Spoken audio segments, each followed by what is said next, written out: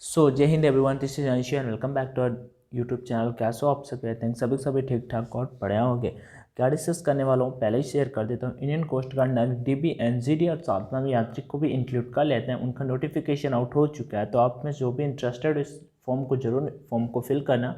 एक बात और बता देता हूँ, इस फॉर्म को फिल करने से ये पहले का थोड़ा सा सिनेरियो बता देता हूँ। जो होता है कि इसमें और बहुत सारे टास्क होते हैं। जब से पहला नंबर आपका फेज़ फर्स्ट होता है। फेज़ फर्स्ट में आपका जब एग्ज़ाम देने जाता है तो कैंडिडेट का एवरीथिंग, मतलब कि मेन रोल जो प्ले करता है डॉक्यूमेंट्स प्ले करता है। फॉर्म फिल करने के बाद फॉर्म एंडिंग तक मतलब ज्वाइनिंग तक ठीक है, ज्वाइनिंग तक 50% कैंडिडेट आउट हो जाते हैं केवल आपका डॉक्यूमेंट्स में। जिस दिन कोस्ट गार्ड का फेज सेकंड एग्जाम होता है उस दिन डॉक्यूमेंटेशन में भाई जैसे 200 कैंडिडेट को किसी सेंटर पे कॉल किया गया है तो लगभग 30 से 40 कैंडिडेट आपको डॉक्यूमेंट्स में आउट हो जाते हैं।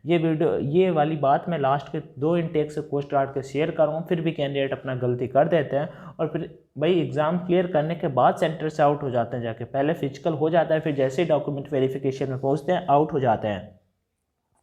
रीजन केवल एक ही है, आपका डॉक्यूमेंट्स में जो भी, क्योंकि कोस्ट गार्ड को डॉक्यूमेंट्स को लेकर कोई भी वो मतलब एक मीनिंग तक का भी अगर आपको मिस्टेक हुआ आपका, आपके मम्मी का, आपके पापा का, तो फिर आउट कर देते हैं। सिंपल सा। तो मैं बताऊंगा अगर आपको ये चीज़ें सही नहीं करानी है तो एक्सपीरियंस के लिए पेपर दे सकते हो। अगर आपको लग रहा हो भाई रहने तो मैं सही नहीं कराऊंगा तो फिर एक्सपीरियंस के लिए ही फॉर्म को फिल करना, अदरवाइज मत फिल करना क्योंकि रिजेक्ट कर दिया जाएगा आपका फॉर्म एक्सेप्ट होगा लेकिन आप जब वहाँ पे पेपर दे लोगे पहली बार, ज़्यादा से ज़्यादा एग्जाम सेंटर पेपर दे देंगे, ठीक है।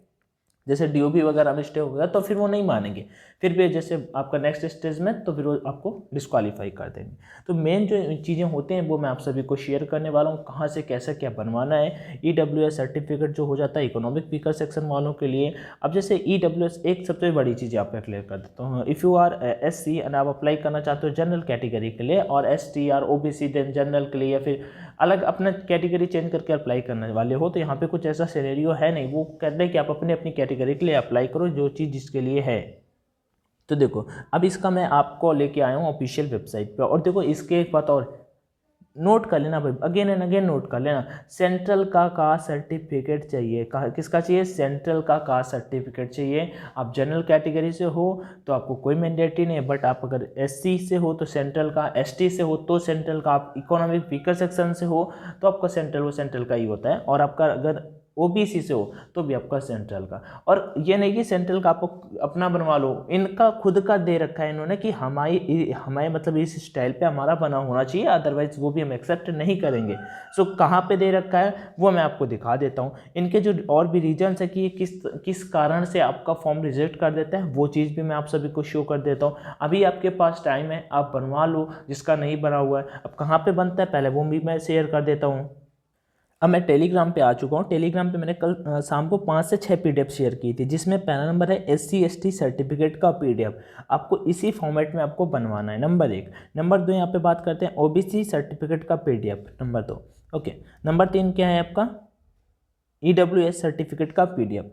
नंबर 4 रीजन फॉर रिजेक्शन, क्या क्या कारण होता है जिसका आपका मतलब रीज़न है जो रिजेक्शन का, वहाँ पे आपको रिजेक्ट कर दिया जाएगा। नंबर 5 टैटू और पीडीएफ, ठीक है। तो ये वाला इंपॉर्टेंट नहीं है, आपको ऊपर वाली चारों आप किसी भी कैटेगरी से हो तो इंपॉर्टेंट है, ठीक है। तो वो शेयर कर देता हूँ किस तरह से। तो रीजन फॉर रिजेक्शन तो सभी पढ़ सकते हैं। If you are general then सोचोगे भाई कोई दिक्कत अपने को नहीं लेने का, भाई कुछ भी मिस्टेक हुआ ना तो यहाँ पे भी दिक्कत हो जाएगा आपको। सो मैं आपको ये बताता हूँ कि किस तरह से इनको कंप्लीट कराना है, किस तरह से बनवाना है। जिनका नहीं बना, जिनका अभी हाल ही पे बना है महीने 2-3 महीने पहले का, तो कोई दिक्कत देने वाला सीन नहीं है।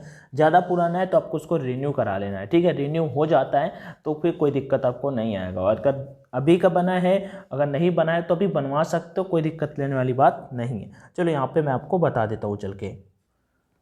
अब देखो यहाँ पे एक बात और शेयर कर देता हूँ, फिर अपने टॉपिक पे बैच चलते हैं। हाई क्या अनअकैडमी इंडिया का टॉप लीडिंग एजुकेशनल प्लेटफॉर्म है, यहाँ पे एनडीए, एयरफोर्स, नेवी या किसी भी गवर्नमेंट एग्जाम के टॉप एजुकेटर्स पढ़ाते रहता है। तो आपको बस उनको ज्वाइन करना है। जरूरी नहीं कि आप प्लस हुई ले लो, जाकर प्लस लेना है तो मन है तो ठीक है, आपको लगता है कि हाँ मुझे प्लस से फ़ायदा होगा तो definitely you can join, otherwise कोई दिक्कत वाली बात नहीं है। यहाँ पे बाई करते समय कोड का ऑप्शन है, जैसे ये टाइमिंग दिया होता है ना, आपको यहाँ पे कोड का ऑप्शन आता है। तो कोड अपना ऑनलाइन D50 है उसका यूज कर लेना, ONLINE D50। इससे होगा कि आपको 10% का डिस्काउंट मिल जाएगा किसी भी प्रकार का सब्सक्रिप्शन लेने में। बाकी कोई भी दिक्कत है तो मुझे कमेंट में बता देना, वो चीज़ भी क्लियर हो जाएगी।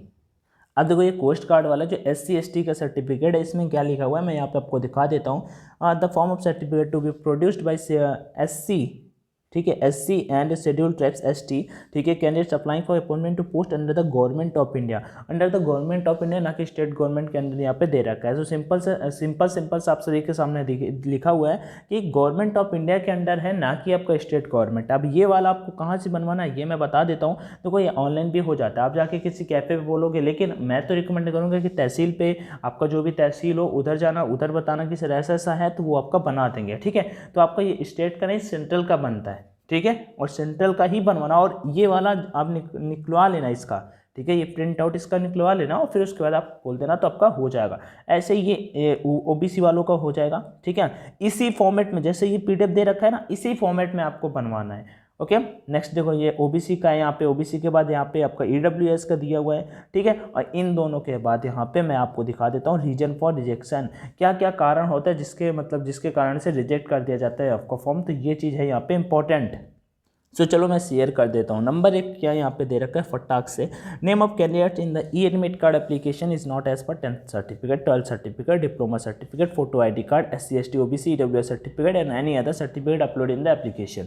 नाम अगर मैच नहीं होगा इन कोई भी 10 की मार्कशीट, 12 की मार्कशीट, फोटो ID कार्ड जैसे आधार कार्ड लिखे गए, या SC ST OBC EWS, अगर नाम नहीं मैच हुआ, कुछ भी हो सकता है, आपका फॉर्म आपको रिजेक्ट कर दिया जाएगा, आप वहाँ पे इनएलिजिबल बता दिए जाओगे। आगे date of birth certificate, date of birth DOB मान लो। अगला फादर मदर नेम का अगर कुछ भी स्पेलिंग में एरर होता है तो रिजेक्ट। नॉन सबमिशन रिक्वायर्ड, देखो यहाँ पे हो जाए सबमिशन है, नॉन सबमिशन जो चीज़ें रिक्वायर्ड थी, लाइक डॉक्यूमेंट्स आपको फिल करने थे ना, वो डॉक्यूमेंट्स अगर आप नहीं फिल करते हो तो भी आपका फॉर्म रिजेक्ट हो जाएगा। नेक्स्ट एक्सपायर्ड SC ST, अगर एक्सपायर है सॉरी, मतलब टाइम से ओवर हो गया, ज़्यादा पुराना है, तो मैंने आपको बोला ना, अगर आपको ज़्यादा पुराना हो गया, अगर 1-2 महीने का है तो 2-3 महीने का है तो ठीक है, अदरवाइज आप उसका रिन्यू करा लो, कोई दिक्कत नहीं होगा भाई, बन जाएगा आपका 2-4-5-6 दिन में। उसके बाद यहाँ पे SC ST OBC वो आपका मतलब वेबसाइट फॉर अनाउंसमेंट, देखो यहाँ पे लिखा हुआ है कि जो उनका वेबसाइट पे दिया है कुछ इस टाइप का होना चाहिए, education documents issued by unauthorized board university के थ्रू। ओके, यहाँ पे photograph in the application form, the mark for each subject aggregate percentage, सही सारे के सारे फिल होने चाहिए। रॉन्ग कैटेगरी अगर आप फिल कर देते हो एप्लीकेशन, तो आपको यहाँ पे not duly supported with documents, जो डॉक्यूमेंट्स से सपोर्ट मिल नहीं रही होगी तो आपको रिजेक्ट कर दिया जाएगा। ये उनके लिए जो मैंने स्टार्टिंग पे बोला था। अगला signature in the application admit card does not match, जो आप सिग्नेचर करोगे एडमिट कार्ड से और मैच नहीं करेंगे जो आपने फॉर्म फिलिंग टाइप में किया होगा तो भी आपको दिक्कत हो जाएगा। उसके बाद यहाँ पे not in position of original valid card, proof of identity such as, मतलब कि आपका जैसे कोई भी अपना आइडेंटिटी प्रूफ है वो नहीं शो कर पाते तो भी आपको दिक्कत हो जाता है, आउट कर देंगे। तो ये सारी की सारी चीज़ें हैं। Not meeting the age criteria जो होगी उसे आप नहीं फिल कर पा रहे हो, मतलब जो है वो कर पा रहे हो, तो फिर आपको आउट कर दिया जाएगा। ठीक है, बायोमेट्रिक अगर आपका मैच नहीं होगा तो भी आप आउट हो जाओगे।